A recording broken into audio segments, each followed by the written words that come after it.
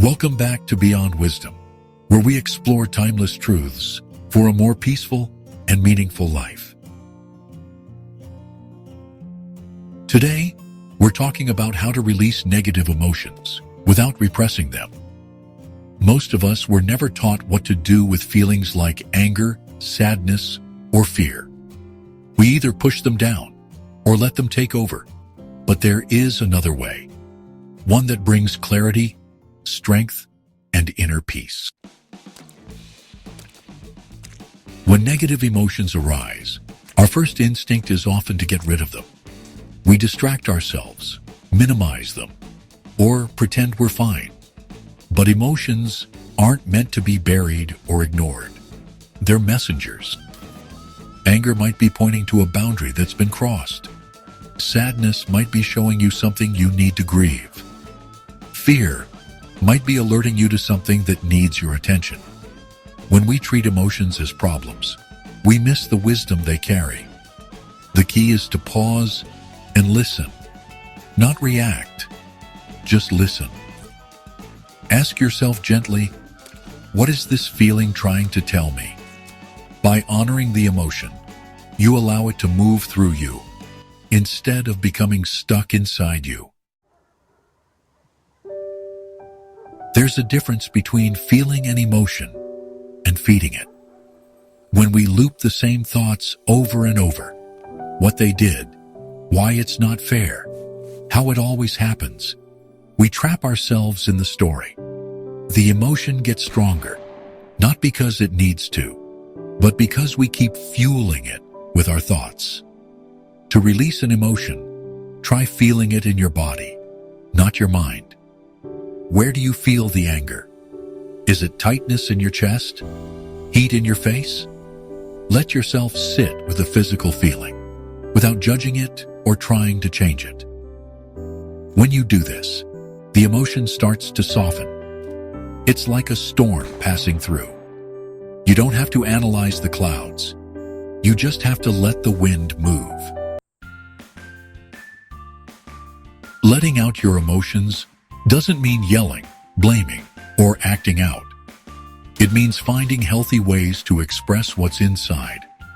That might look like writing a letter you never send, or going for a long walk and talking out loud to yourself, or crying without trying to stop it, or simply sitting in silence and letting the feelings rise and fall like waves.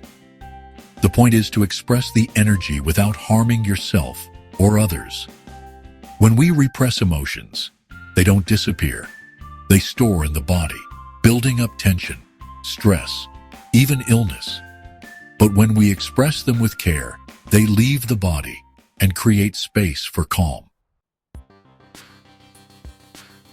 Most of us have an inner critic that jumps in whenever we feel something strong. You're being dramatic. You shouldn't feel this way. Get over it. But healing doesn't happen through shame. It happens through validation. The next time you feel overwhelmed, try saying to yourself, "It makes sense that I feel this way." Even if you don't understand the whole emotion yet, even if it feels messy, just start there. This kind of gentle affirmation tells your nervous system it's safe to feel. And when it feels safe, the emotion naturally begins to shift. Sometimes words aren't enough.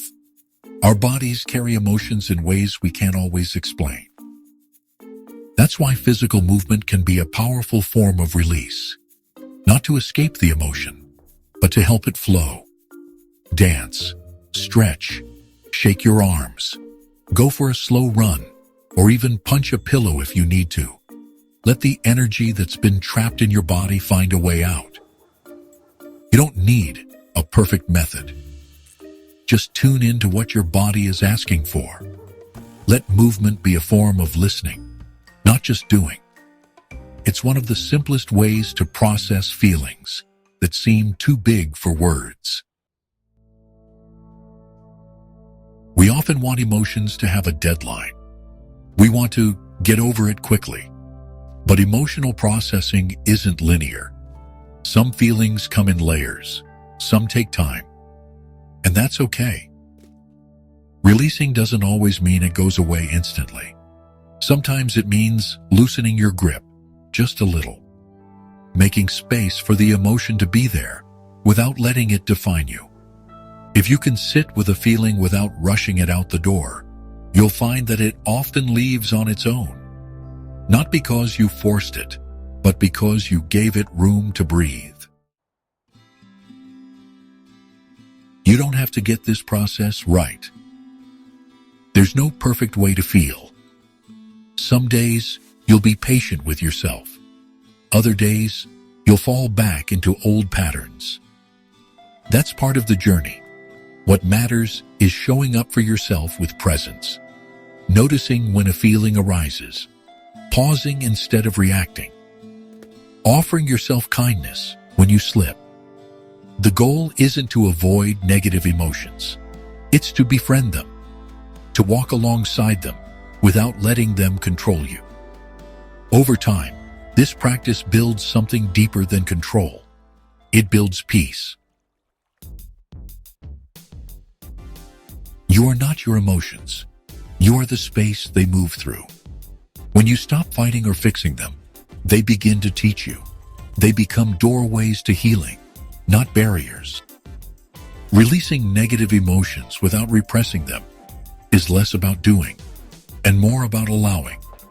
Allowing the moment, allowing yourself, and trusting that even the hardest feelings have something soft to offer when you meet them with love.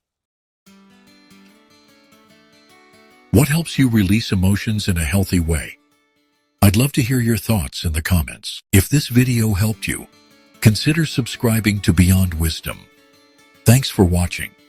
Until next time, stay calm, stay strong, and stay wise.